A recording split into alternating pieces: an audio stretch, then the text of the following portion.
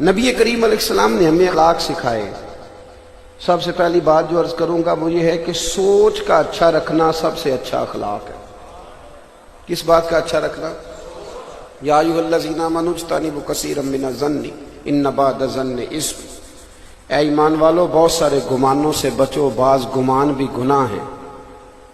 آج نا معاشرہ سب سے زیادہ میلا اس لیے ہوا ہے کہ سوچیں بڑی میلی ہے۔ ہر بندہ ہی برا ہے ہماری نظر میں، ہر شخص ہی چھوٹا ہے، ہر آدمی حقیر ہے، ہر آدمی دنیا دار ہے، ہر آدمی برا ہے۔ تو اچھے بندے کہاں سے ملیں گے؟ ہم لوگوں نے کہہ کہ نا مولوی بھی برے، پیر بھی برے، درویش بھی برے، سیاستدان بھی برے، جتنے لوگ امیر ہوئے سارے 2 نمبر طریقے سے ہوئے۔ تو خدا کے بندو، نبی پاک علیہ السلام نے فرمایا تھا میری امت کبھی گمراہی پر جمع نہیں ہوگی۔ حضور نے فرمایا زیادہ لوگ گمراہ ہو سکتے، زیادہ لوگ اچھے ہوں۔ اس کی آواز ذرا ٹھیک کر دیں، پھٹ رہی۔ تو یہ ہم نے کیسے گمان کر لیا کہ لوگ برے؟ میں ملک سے باہر تھا تو مجھے وہاں ایک صاحب کہنے لگے جی پاکستان کی حالت بڑی خراب ہے، لوگوں میں نفسا نفسی ہے۔ میں نے کہا نہیں، آپ باہر بیٹھیں، آپ کو کیا پتا، آپ آئیں تو آپ کو پتا چلے گا۔ کوئی نفسا نفسی نہیں۔ آج بھی ہمارے ملک کا حال یہ ہے کہ ایک بابا جی کو ایک خون کی بوتل کی ضرورت ہوتی ہے اور 13 نوجوان گلی میں کھڑے ہوتے ہیں کہ میں حاضر ہوں۔ کس نے آپ کو کہا نفسا نفسی ہے؟ مسجدوں میں چندہ ہوتا ہے کہ نہیں؟ مسجدیں خوبصورت بنی ہوئی ہیں کہ نہیں؟ رمضان میں سخاوت ہوتی ہے کہ نہیں؟ افطاری کے ٹائم سامان مسجدوں میں زیادہ ہو جاتا ہے کہ نہیں کھانے والوں سے؟ کدھر ہے نفسا نفسی؟ کون کہتا ہے برائی ہے؟ حافظ زیادہ ہوتے ہیں سنانے والے اور مسجدیں کم ہیں، کون کہتا ہے نفسا نفسی ہے؟ اور مسجد میں اذان ہوتی ہے، اللہ کا ذکر ہوتا ہے۔ ہم لوگ جب گمان اچھا کر لیں گے نا، گمان، میرے نبی کریم صلی اللہ تعالی علیہ وسلم نے فرمایا، مسلم شریف کے لفظ ہیں، فرمایا اچھا گمان بھی اچھی عبادت ہے، اچھی سوچ بھی اچھی۔ تو کچھ نہ کر، بس اچھا سوچتا رہ، رب تجھے عبادت کا ثواب عطا فرمائے گا۔ ضروری نہیں کہ وہ جو 2 بندے وہاں کھڑے ہیں نا چوک میں، وہ میرے خلاف باتیں کر رہے ہیں، میں اتنا اہم نہیں، ان بیچاروں کو کوئی اور کام بھی ہو سکتا ہے۔ یعنی میں اپنے آپ کو اہم سمجھ لیتا ہوں کہ ساری دنیا جی میرے ہی خلاف ہے، اور رہنے دے یار، اور بھی کم ہے زمانے میں محبت کے سوا، لوگوں کو اور بھی کوئی کام ہو سکتا ہے کہ تیرا ہی کام ہے بس۔ جس وقت بھی اماں کہتی ہے نا بچے کو کہ بیٹا ذرا 10 منٹ آنا میرے پاس بیٹھنا، تو بہو اسی وقت ہی سمجھ لیتی ہے کہ میرے خلاف میٹنگ ہونے لگی۔ وہ بھئی اس کا بیٹا ہے، اس نے پالا ہے، جوان کیا ہے، 20 سال رہا ہے، جب تو نہیں آئی تھی تب بھی اس کے پاس تھا۔ تو یہ کیسی بات عجیب ہے کہ وہ جناب میرے خلاف ہی بات ہوگی۔ اسی طرح جس وقت بھی بیوی اپنے خامن سے کہتی ہے کہ ذرا علیحدگی میں میری بات سنیے گا، تو ضروری تو نہیں اس کا معنی یہی ہو، توجہ ہے نا میری بات پر، کہ وہ وہاں میٹنگ اسی طرح کی ہونے لگی ہے، یہ کوئی ضروری تو نہیں۔ ہوتا یہ ہے میرے عزیزو کہ ہمارا جب گمان اچھا ہوتا ہے، ہماری جب سوچ اچھی ہوتی ہے، نبی کریم علیہ السلام نے فرمایا تھا لوگوں کی جاسوسی نہ کرنا ورنہ تم لوگوں کو خراب کر دو گے، تمہاری جاسوسیاں خراب کر دیں گی، تباہ کر دیں گی معاشرے کو۔ اچھا ہی سوچ رکھیں، اچھے طریقے سے وقت گزارے۔ نبی کریم صلی اللہ علیہ وسلم گزرے، حضرت عمر فاروق فرماتے ہیں کہ حضور نے نیا نکاح فرمایا تھا، ایک زوجہ حضور کے ساتھ تھی، تو میرے قریب سے حضور گزرے تو 1-2 یہودی بھی کھڑے تھے، تو نبی کریم اپنی اہلیہ محترمہ کو، ام المومنین کو، زوجہ کو گھر چھوڑ کے تو واپس آئے اور میرے قریب آ کے کہنے لگے کہ عمر یہ کوئی غیر نہیں تھی، میری بیوی تھی، اور یہ کہہ کے حضور چلے گئے۔ حضرت عمر کہتے ہیں میں فٹافٹ پیچھے حاضر ہوا اور دست بساز کی، حضور میں نے کچھ سوچا تو نہیں، یہ آپ نے کیا فرمایا؟ نہیں، تیرے ساتھ جو لوگ کھڑے تھے وہ سوچ رہے تھے یہ بی بی کون ساتھ جا رہی ہے، تو میں نے ان کی بدگمانی کو دور کیا ہے۔ یار موٹر سائیکل پہ جو عورت اور مرد جا رہے ہیں ضروری نہیں کہ وہ برے ہی ہوں، وہ بہن بھائی بھی ہو سکتے ہیں۔ اپنی سوچوں کو صاف ستھرا کریں، اچھا کریں۔ پاکیزہ سوچوں والے لوگ پاکیزہ معاشرے بناتے ہیں، ان کے تعلقات قریب رہتے ہیں، وہ ایک دوسرے کو اپنا دوست سمجھتے ہیں۔ اور جب سوچیں گدلی ہو جاتی ہیں، میلی ہو جاتی ہیں، جب انسان ہر وقت دوسرے کو حقیر جانتا ہے۔ ہمارے بزرگوں کی سوچ کیا تھی؟ حضرت عبداللہ ابن مبارک رحمۃ اللہ علیہ، حضرت شفیق بلخی کی ملاقات ہو گئی، جناب شفیق بلخی رحمۃ اللہ علیہ کی عمر تھوڑی تھی لیکن درویش تھے. حضرت عبداللہ ابن عمر کی عمر مبارک بھی زیادہ تھی، عبداللہ ابن مبارک کی بڑی عمر کے تھے. محفل کا اختتام ہوا تو حضرت عبداللہ ابن مبارک فرمانے لگے شفیق دعا آپ کریں. وہ کہنے لگے نہیں آپ ہی کریں. انہوں نے کہا نہیں آپ بڑے ہیں، عمر آپ کی زیادہ ہے تو نیکیاں بھی تو آپ کی زیادہ ہیں نا، لہذا دعا آپ کریں. تو حضرت عبداللہ ابن مبارک فرمانے لگے نہیں بیٹے تیری عمر کم، میں تو تیرے گناہ بھی تو کم ہی ہے نا، لہذا دعا آپ کریں. تو سوچ ہے نا، اگر آپ اپنی سوچ کو بدل لیتے ہیں، اس کو اچھا کر لیتے ہیں، میٹھا کر. لیکن ایک بندہ کہتا ہے کہ مینوں کی مصیبت پئی ہے، اماں نو بھی میں ہی خرچہ دیاں، یہ بھی ایک سوچ ہے، اور بھائی کا بھی میں ہی خیال رکھوں اور یہ سارے میرے پاس ہی آ جاتے ہیں. ایک سوچ یہ ہے، اور ایک سوچ یہ ہے کہ کتنا میں خوش بخت ہوں کہ اللہ نے یہ ساری نیکیاں میرے حصے میں رکھی ہوئی ہیں. میں نے ایک نوجوان سے کہا کہ ماں باپ آپ کے ساتھ رہتے ہیں؟ اس نے میری بڑی تربیت کی. کہنے لگا نہیں پیر صاحب میں ماں باپ کے ساتھ رہتا ہوں، میں ان کے ساتھ رہتا ہوں، وہ نہیں میرے ساتھ رہتے، میں ان کے ساتھ رہتا ہوں. تو میرے بھائیوں اچھی سوچیں.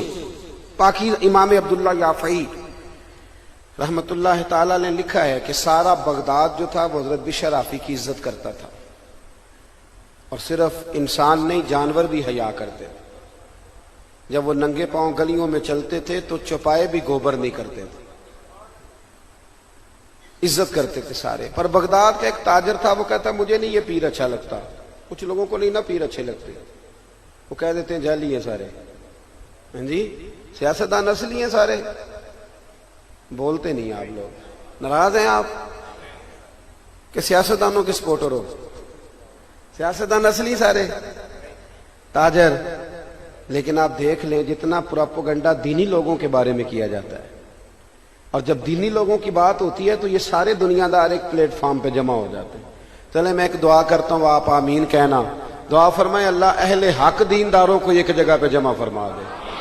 یار آمین تو کہہ دو کم از کم، اس میں اتنا تو تعاون کر دو نا، آپ کی مہربانی. تو وہ کہنے لگا تاجر کہ مجھے نہیں اچھے لگتے تھے حضرت بشر آفی. بھائی تمہیں کیوں نہیں اچھے لگتے؟ تو دلیل سن لو. کہنے لگا جی وہ نا جمعے والے دن فرض پڑھ کے چلے جاتے ہیں، باقی نماز نہیں مسجد میں پڑھتے. وہ پتہ نا امام صاحب کو لوگ پابند کرتے ہیں، کہتے ہیں تو نے سنتوں سے پہلے آ کے مصلی پہ بیٹھنا ہے، اور عصر کی سنتوں سے بھی پہلے. مقتدی کی مرضی ہے وہ چوتھی رکعت میں شامل ہو یا تیسری میں، لیکن امام صاحب کو اس کو پابند کرنا ہے.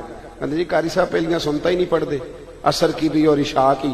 تو میں کہتا ہوں جب اللہ پابند نہیں کرتا تو تم کیوں کرتے ہو؟ تو خیر مؤکد ہیں. جب اللہ رسول نہیں پابند کر رہے تو آپ یہ پابندی کیوں لگا رہے ہیں؟ بھائی نفل پر اللہ رسول پابند نہیں کر رہے، آپ کیوں کر رہے ہیں؟ آمدام برسر مطلب.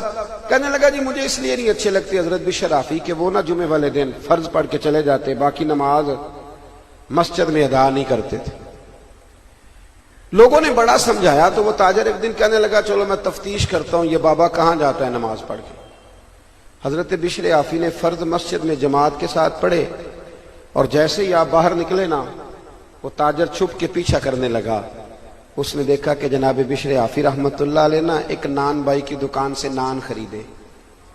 کہنے لگا اوہو مولوی کو بھوک نے ستایا تھا، اس لیے اس نے نا نوافل اور سنتیں چھوڑ دی.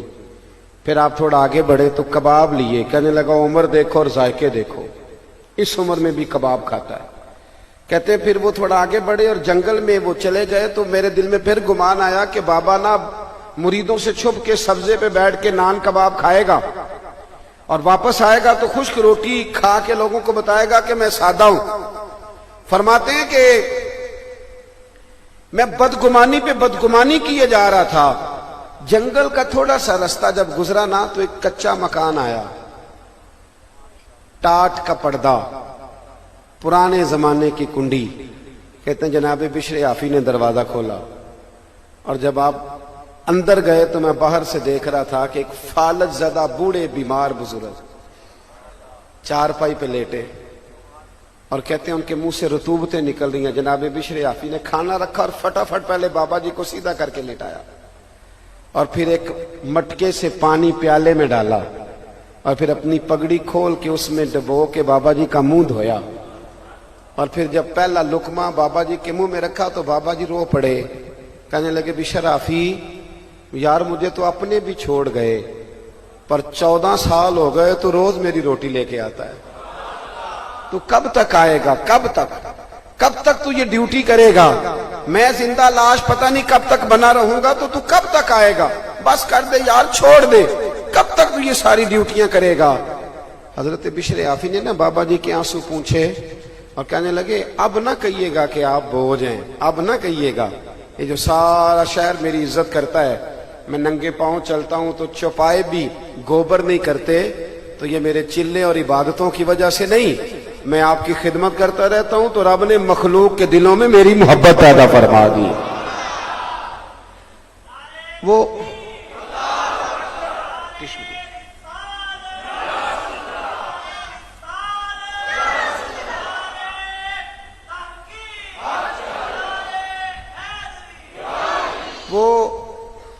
جب آپ نے یہ لفظ کہے کھانا کھلایا تو کہنے لگے بابا جی معاف کرنا مجھے دیر ہو گئی، جمعے کا دن تھا، ابھی تو میں نے سنتیں بھی پڑھنی ہیں، ابھی تو میرے نوافل باقی ہیں۔ یہ بات کر کے جناب بشر عافی رحمت اللہ علیہ جب باہر آئے نا، وہ تاجر کہتا میں دروازے پہ کھڑا تھا، حضرت نے دیکھا یہاں کیسے؟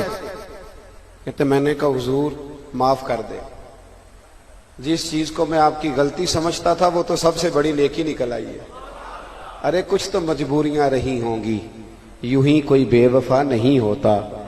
کہا جس کو میں آپ کی غلطی سمجھتا تھا وہ تو نیکی نکل آئی، قدموں میں بیٹھ گیا، کہا مرید کر لیں، فرمانے لگے ایک شرط ہے پہلے میری، ایک شرط، کا وہ کیا؟